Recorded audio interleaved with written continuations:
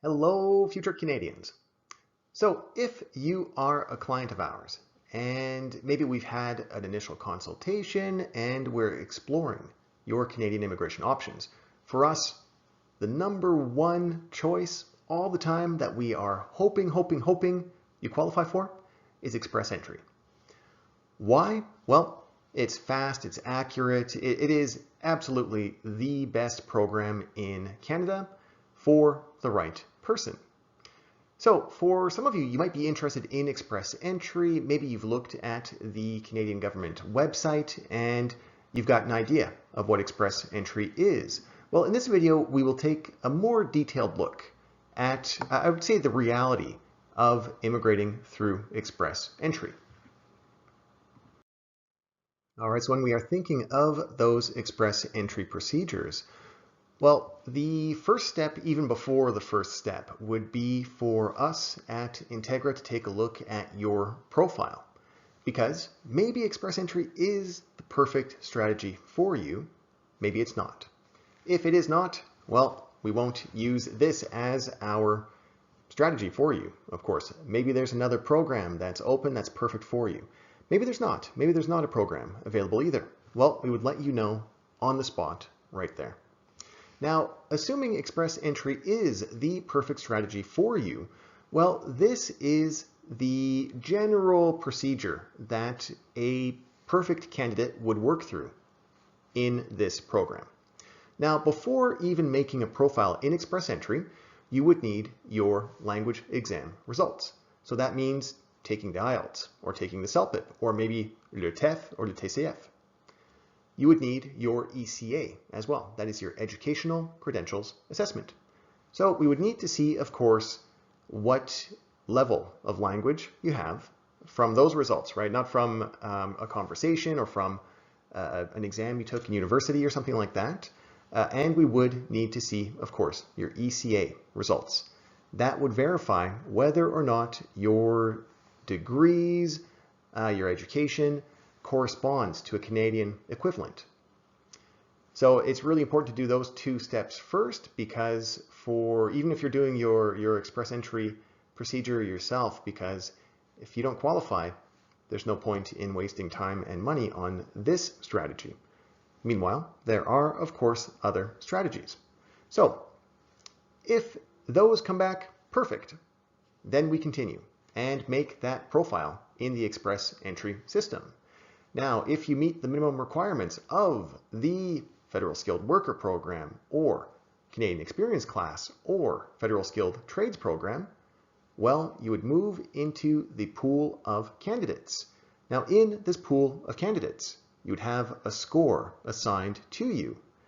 This score is really your future. Now, if you only have 250 points, it's not very likely you'll be selected for an invitation to apply an ITA. If you have 450 points, well, it might be likely that you will be selected for immigration. So this shows you, I think, something that is a bit unclear on the government website, is that you do have some different opportunities when you're in the pool of candidates. But when we're thinking of whether or not you will actually be selected, it's not very likely if you only have 250 points, 300 points.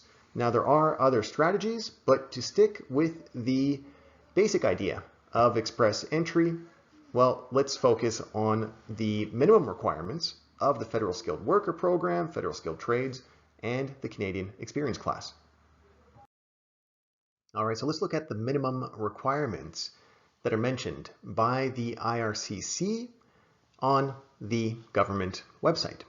So remember, as I wouldn't call it the first step, because the first step would be the ECA and the language exam, but as a further step, well, the person would need to meet these minimum requirements. So for the Federal Skilled Worker Program, we can see the minimum requirements in there, right? And it looks pretty straightforward. We saw language exams in another video, and you could see a CLB 7 is the minimum. We're going to see later on that really the minimum is not the minimum, but just as a starting point, let's keep this in mind. So you've got the educational requirements of only a high school diploma and that work experience. So when you see those terms NOC, so NOC OAB, well, it just means professional work experience. So NOC O, NOC 0 would be managerial type of work, maybe being the CEO of a company or being the manager of a company. NOC A would be professional work, so an engineer, accountant, that type of thing. And NOC B would be a lot of things, but commonly trades type of work. So it could be as an electrician or something like that. Now, the Canadian Experience class is a bit different, and it goes into a broader idea of Canadian immigration, where really the Canadian government wants to retain people with Canadian experience.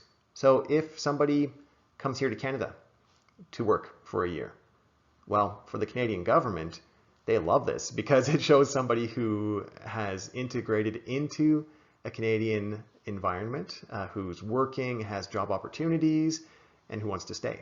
So if you ever have the opportunity to maybe get a transfer from your company to Canada, and you're thinking of using that experience as part of your immigration journey, do it. It's a great idea. Now, for federal skilled trades, well, you could see that, first of all, the language requirements are lower at a minimum. The types of people who qualify for this are tradespeople, right? So plumbers, electricians, carpenters, and that type of thing. Now, there is a lot of demand in Canada for that type of profession, right? So the government wants to, of course, bring people here who qualify under that program. Now, if you are an electrician and you have a CLB, it says 5 and 4 because some elements will be 5, some elements will be 4. And if you think that this means you qualify for immigration, I'll tell you the reality. The reality is that the minimum is not really the minimum when we think of the CRS points in the next step. So we'll talk about that in the next few slides here. All right, so the next step is to talk about the points that you get in the express entry pool of candidates. So the points are really the key towards having an immigration opportunity or not. Now, you might see on the website that, on the government website, that they say that if you get a provincial nomination, you would get more points. We'll talk about that in a little bit. If you get a job offer, you might get more points. We'll talk about that in a little bit as well. But the next step for us is to really look at your CRS points. All right, so you can see I call this the easy format of the CRS points system. So for immigration professionals like us, we have a way more complex format to use. But this one, I think, brings up all the points that I wanted to bring up today. So when we're looking at CRS points, so as we discussed, the higher the points, the more immigration opportunities you have. So how can you get the most points? And I want you to focus on the language points here. So you can see that really with language exams, you have 310 points waiting for you if you are unmarried. If you are married or have a common law partner, well, it's 320 points waiting for you. So you could see that the vast majority of the points you can gain are related to your language skills. So that's why we always talk about IELTS, and really, we always really want you to get as high of a score as possible. It's because it opens the doors to immigration.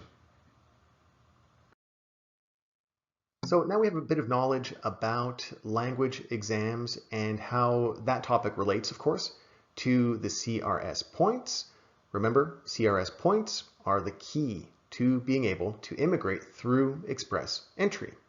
Now, when we relate this back to the question of whether the minimum requirements of these programs are really the minimum requirements. Well, we've got an idea over here. So somebody who is a federal skilled trades person, if that person has those minimum requirements, well, look, he has 134 CRS points. Now, as we saw before, the people who get selected are generally 440 and above. So the person with Canadian experience here who meets the minimum, well, you're looking at 174 to 218 points, depending on, of course, the marital status of that person and, of course, the language results of that person. So I hope this clarifies a little bit of the government website. And I think this shows you, again, when you're working with an RCIC or you have a professional who does this all the time, who's helping you and wants you to reach your goals, your journey becomes a lot easier because we've done this before, right? And we are, of course, authorized to represent you. So let's carry on, though. There's more to come in the video because federal skilled worker is where a lot of you might qualify. So let's explore whether or not the minimum of the federal skilled worker program, as mentioned on the IRCC website, is really the minimum. All right, so it is, of course, difficult to come work in Canada. Now, some people say that they will come here as a tourist or something and then find a job and then transition to working. And that is such a difficult transition to make. So if you're thinking of this, don't do it. You might be in a very, very difficult position later on. Again, instead of trying to sort of figure things out one step at a time, look at the big picture. Book a consultation with an RCIC because they know, of course, what to do for your situation. So for a federal skilled worker who has not worked in Canada, which is a very, very common situation, let's take a look at the minimum requirements. So we saw that for language, it's a CLB 7, education is a high school, experience is 1 year. Now, let's say that the person is single, he's 28 years old, and you need the 67 points that fall under the Federal Skilled Worker Program. So that's a separate series of points. Well, for a person in this situation, can this person really have a good opportunity to immigrate through express entry by exceeding the CRS points? Let's see. So first of all, does the person actually qualify? Because you do need to have 67 points in the Federal Skilled Worker Program. So in looking at this, we can see that, well, this person actually doesn't qualify.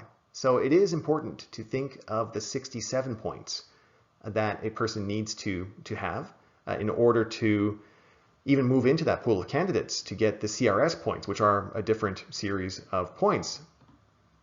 So let's say that this person, let's just add on some things here so that this person can meet the 67 points. So let's say the person has a brother who is a permanent resident in Canada. Awesome, so he gets 5. What if he has a PhD? So we'll move the education up to the maximum. So we went from the minimum, which is a high school diploma, to the maximum, which is a PhD. All right, so now we're at 25 points. Now we've got that 67. So even meeting that 67 points, it's not easy.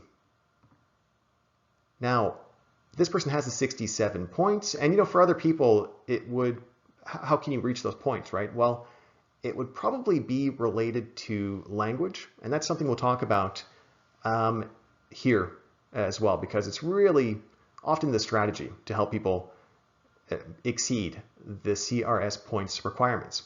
So a CLB 7 for CRS points would be 17 times 4, so you'd receive 17 points for listening, 17 for reading, 17 for speaking, 17 for writing. A PhD is the maximum, so that for education, so that's 150. Now you would receive an additional 25 points in there too for, we call them bonus points, but it's for the section D of the points system. And you would receive 13 CRS points for 1 year of professional experience, which is the minimum. Okay, so in his case, he's single, so that wouldn't affect the points in this sense. Adaptability would be 15 for that brother in Canada.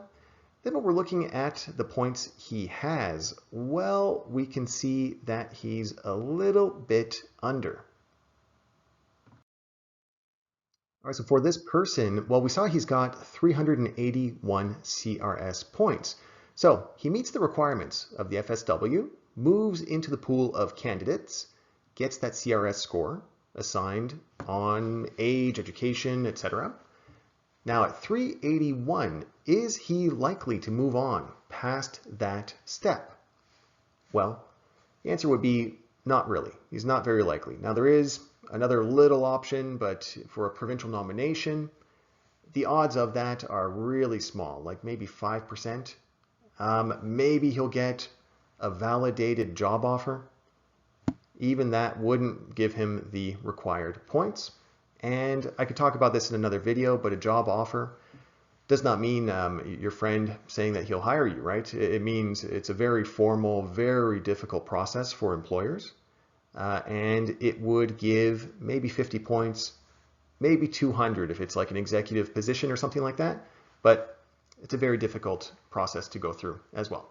So in this case, this person would probably not progress to receive that ITA. So that's why on our side, when we do a consultation with you, based on your profile and based on what we hope you can obtain in your language score, well, that's why we would look at, because we don't want you to sit in this pool of candidates, because after a year, you get kicked out of the pool. And you're a year older and you haven't reached your Canadian dream, right? So we don't want that to happen. That's why this video is being made as well, because we have people who do this themselves and then they come to us afterwards because they want an assessment to see really if they have immigration options. And we want to give you some insight really into part of the process that we go through as immigration consultants in helping you reach your goals. So part of the strategy is always to see if you can increase those CRS points. So you know what I'm going to discuss here, because it's all related to IELTS really, and getting as high of a score as possible. So we'll have that analysis in another video.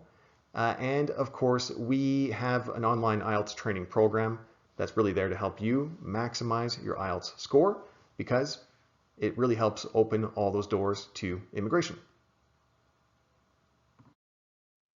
All right, so it was nice to discuss Express Entry with you. On our side, it's always the #1 option we look at, because we love the system. I think everybody who works in immigration just loves the system. If you're the perfect candidate, it is the perfect program for you. How can you become the perfect candidate?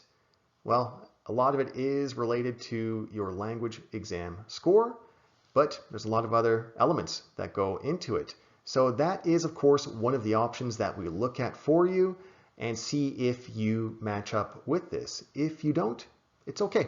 There are other options to explore. So in this video, I just wanted to give you a bit of insight into knowing what goes through our mind, I guess, in looking at a strategy to help you immigrate to Canada. So Express Entry is always a great option to explore. And if you don't qualify for that program, that's okay. We would, of course, explore other options. All right, so have a great day. Thanks for asking this great question. Let me know in the chat if you want me to discuss something else in detail, and we'll see you next time.